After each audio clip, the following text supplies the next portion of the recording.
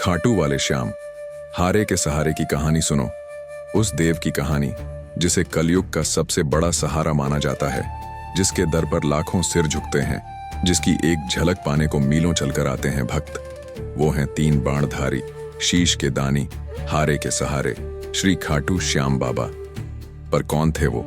कैसे मिला उन्हें ये वरदान? चलो चलते हैं समय में पीछे। महाभारत काल में, द्वापर युग, कुरुक्षेत्र के महासंग्राम की घड़ी निकट थी। पांडवों और कौरवों की सेनाएं आमने सामने खड़ी थीं। उसी समय सुदूर दक्षिण से एक वीर योद्धा उस महायुद्ध में भाग लेने निकला। भीम के पौत्र, घटोत्कच के पुत्र, वीर बर्बरीक, मां भवानी और भगवान शिव के वरदान से प्राप्त 3 अचूक बाणों के स्वामी। ऐसे बाण जो पलक झपकते पूरी सृष्टि को भेद सकते थे। बर्बरीक का एक ही सिद्धांत था, वो हमेशा हारने वाले पक्ष का साथ देंगे, हारे का सहारा। इसी प्रण के साथ वो अपने नीले घोड़े पर सवार होकर कुरुक्षेत्र की ओर चल पड़े। लेकिन सृष्टि के नियंता योगेश्वर श्री कृष्ण तो सब जानते थे। वो जानते थे कि बर्बरीक की शक्ति इतनी प्रचंड है कि अगर वो युद्ध में शामिल हुए तो पल भर में युद्ध समाप्त कर देंगे। जिस पक्ष का भी वो साथ देंगे, दूसरे पक्ष का विनाश निश्चित है, और ये धर्म की स्थापना के लिए हो रहे युद्ध के विधान के विरुद्ध था। कृष्ण ने बर्बरीक को रोकने का निश्चय किया।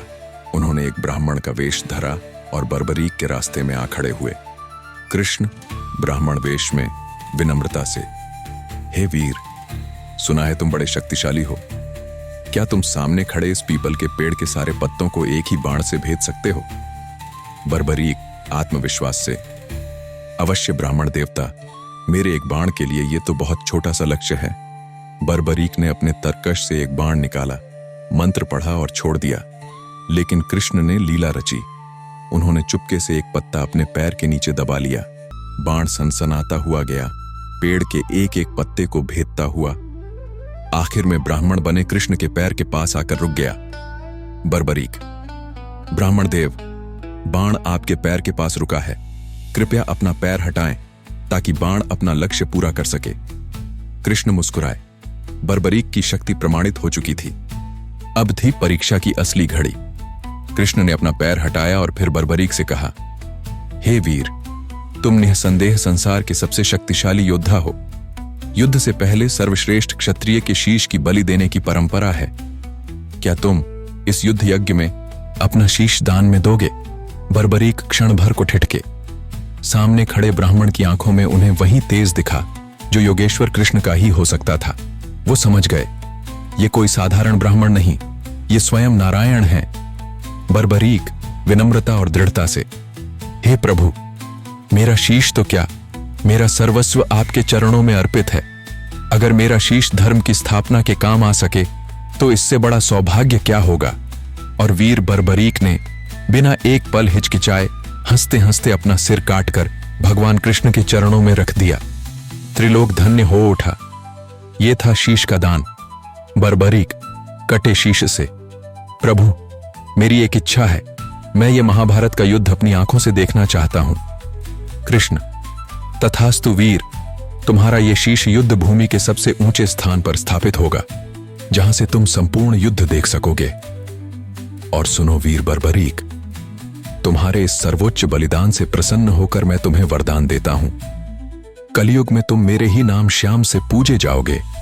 तुम्हारा ये शीश ही तुम्हारी पहचान होगा।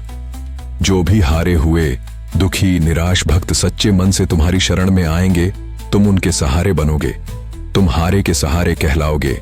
तुम्हारी पूजा करने वाले की सभी मनोकामनाएं तुम पूरी करोगे। महाभारत युद्ध समाप्त हुआ। पांडव विजयी हुए। बर्बरीक के शीश ने निष्पक्ष होकर सब कुछ देखा। सदियां बीत गईं। द्वापर युग गया, कलयुग आया। भगवान कृष्ण के वरदान अनुसार वही वीर बर्बरीक का शीश राजस्थान की खाटू नगरी में धरती से प्रकट हुआ। एक गाय रोज उस स्थान पर जाकर अपने दूध की धार छोड़ आती थी।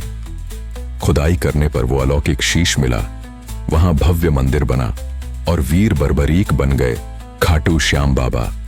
वही शीश आज खाटू धाम में श्याम कुंड के जल से सिंचित होकर करोड़ों भक्तों की आस्था का केंद्र है।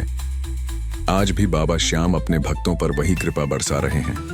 मोर पंख की मोर छड़ी लिए लीले घोड़े पर सवार वो अपने हर भक्त की पुकार सुनते हैं, हारे हुए को हिम्मत देते हैं, दुखियों के दुख हरते हैं। वो सचमुच कलयुग के देव हैं, हारे के सहारे हैं। तो बोलो खाटू नरेश की जय, शीश के दानी की जय, हारे के सहारे की जय। जय श्री श्याम, बागगढ़ का वीर।